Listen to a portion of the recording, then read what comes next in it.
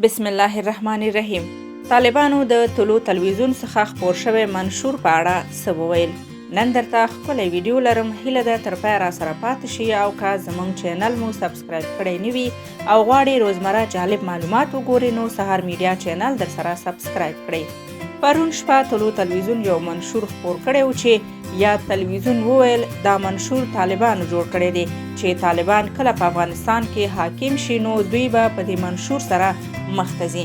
په یاد منشور کې د افغانستان اساسي قانون مادې لیکل شوې وي چې داسې مادې هم پکې وي چې هیڅ چاته د منلو وړ نه وي او ډېرې داسې مادې پکې وي چې ټول افغانان یې حیران او وارخطا کړي وو او په ټولنیزو رسنیو کې زیاتره هیوادوالو په یاد منشور باندې انتقادونه هم کول.